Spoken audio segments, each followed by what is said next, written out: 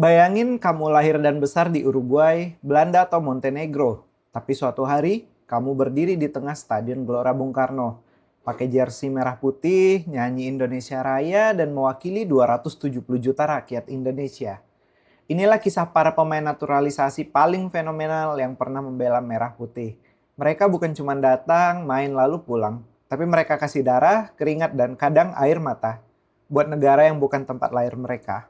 Siapa saja mereka, siapa yang paling banyak cetak gol, dan siapa yang langsung bikin euforia pas debut? Ini dia 7 pemain naturalisasi paling gila yang pernah dimiliki Indonesia. Christian Gonzalez, atau yang lebih dikenal dengan nama El Loco, asal negara adalah Uruguay. Tahun 2010, Stadion Utama Gelora Bung Karno penuh. Lawan Filipina di semifinal Piala AFF. Dan menit ke-43, tendangan first time Gonzalez langsung menjebol gawang lawan. Lari ke pinggir lapangan, membuka tangan ke langit, dan seluruh stadion pun bergemuruh. Itulah momen ketika publik memberi julukan El Loco alias si gila karena gaya mainnya yang liar, naluri gol yang luar biasa, dan ekspresi emosional yang meledak-ledak di setiap mencetak gol. Di laga itu, Christian Gonzalez mencetak 2 gol dan membawa Indonesia ke final. Padahal dia baru saja disumpah jadi WNI beberapa bulan sebelumnya. Masa emas dari El Loco sendiri yaitu pada tahun 2010 hingga 2013. Saat itu dia jadi striker utama timnas walau usia sudah lewat dari 30. Bahkan di usia 40 tahun ke atas dia masih main dan mencetak gol untuk Arema dan Madura United. Gonzalez mencetak lebih dari 300 gol di Liga Indonesia, menjadikannya salah satu striker tersubur sepanjang masa. Dia 4 kali jadi top skor Liga dan dikenal karena naluri gol, posisi tajam, dan heading yang mematikan. Fakta menarik lainnya yaitu Gonzalez adalah pemain naturalisasi pertama yang benar-benar sukses mencuri hati rakyat Indonesia. Ia juga sempat punya sinetron sendiri bersama keluarganya. Selain itu, dia pernah mencetak gol penentu di laga panas kontra Malaysia yang membuat komentator dan netizen menjulukinya sang pahlawan senja. Karena usianya yang tak lagi muda saat itu namun tampil luar biasa. Mark Klok, sang otak permainan timnas. Asal negaranya dari Belanda. Kalau timnas Indonesia ibarat mesin, maka Mark Klok adalah mesinnya. Umpan akurat, pressing keras, stamina gila, dan leadership semua ada.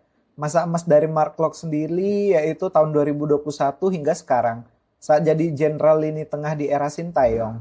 Di Piala AFF 2022 dan kualifikasi Piala 2026 dia selalu jadi starter.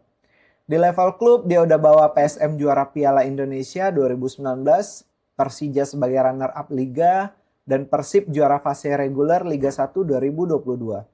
Klok dikenal karena akurasi umpan panjang dan distribusi bola ke semua arah lapangan. Ia juga ahli dalam eksekusi bola mati dan sering jadi algojo penalti. Fakta menarik dari Klok sendiri, salah satu dari sedikit pemain asing yang aktif membaur dengan budaya lokal. Dari makan nasi Padang, belajar bahasa Indonesia, hingga ikut tradisi lebaran bersama fansnya. Irfan Bahdim. Siapa yang nggak tahu Irfan Bahdim? Asal negaranya dari Belanda namun memiliki darah dari sang ayah yang berasal dari Indonesia. Tahun 2010 Indonesia haus akan harapan baru. Dan datanglah Irfan Bahdim. Si tampan, cepat, dan penuh semangat. Irfan mencetak gol di laga debutnya melawan Laos di Piala AFF. Masa emas dari Irfan Bahdim sendiri yaitu di tahun 2010 hingga 2012. Ia menjadi simbol kebangkitan timnas dan disambut sebagai idola baru oleh generasi muda. Bersama Gonzalez atau si El Loco, Irfan membentuk duet serangan yang tak terlupakan. Di level klub, Irfan pernah main di Liga Jepang, Belanda, hingga Thailand. Ia juga sukses bersama Bali United dan PSS Sleman. Gaya main Irfan cepat, dinamis, dan tak takut duel fisik. Irfan juga dikenal karena teknik, dribbling yang bersih, serta pergerakan bola yang cerdas menempatkan posisinya.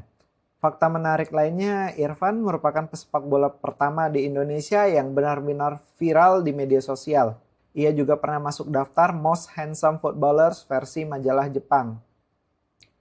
Stefano Lillipali, si playmaker berdarah panas. Asal negaranya yaitu Belanda. Nama Lillipali langsung meledak usai gol dramatis ke gawang Singapura di Piala AFF 2016. Bukan cuma karena gol itu, tapi juga cara dia selebrasi, penuh emosi dan menunjukkan rasa cinta tanah air. Masa emas dari Lillipali pada tahun 2016 hingga 2019.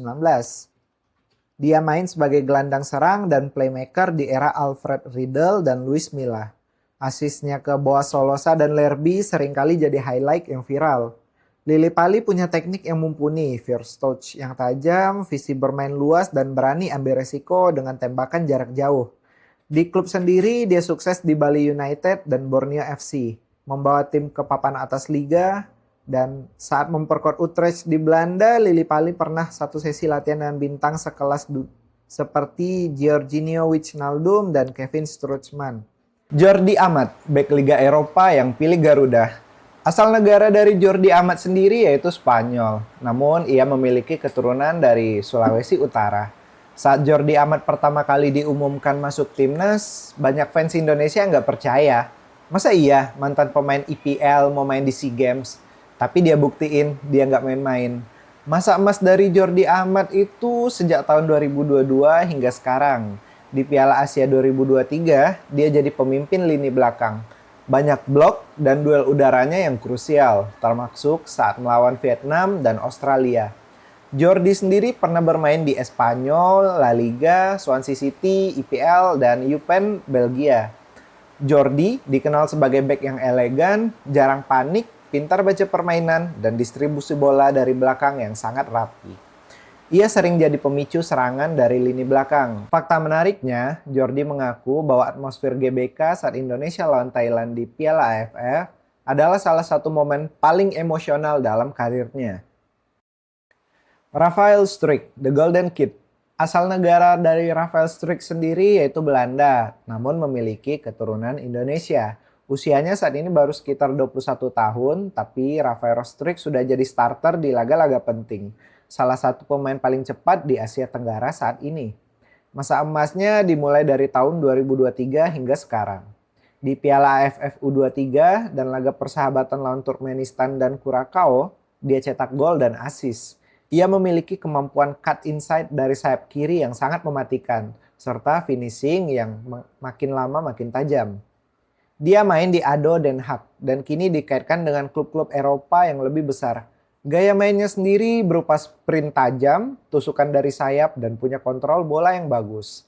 Fakta menariknya, Rafael adalah salah satu dari sedikit pemain dalam waktu kurang dari 6 bulan setelah dinaturalisasi, langsung jadi pemain reguler dan disorot oleh media asing. Diego Michels, dari kasus ke konsistensi. Asal negara dari Diego Michels sendiri adalah Belanda, namun ayahnya adalah orang Indonesia.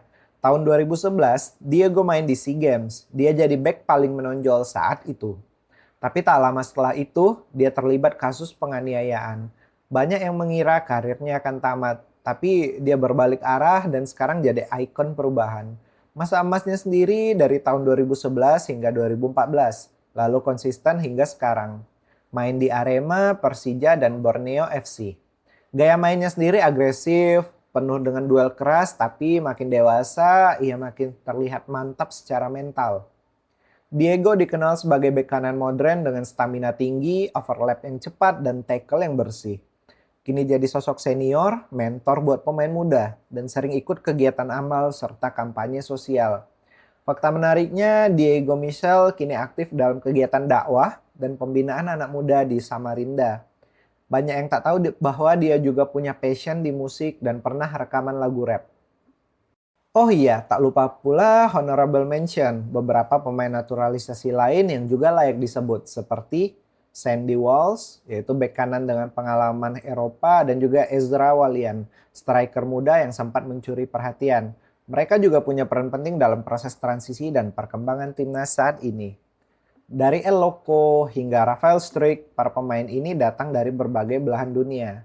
Tapi mereka semua pilih satu rumah, yaitu Indonesia.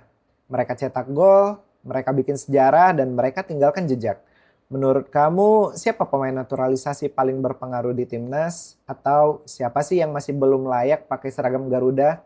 Tulis pendapat kamu di kolom komentar ya. Sampai jumpa di video selanjutnya.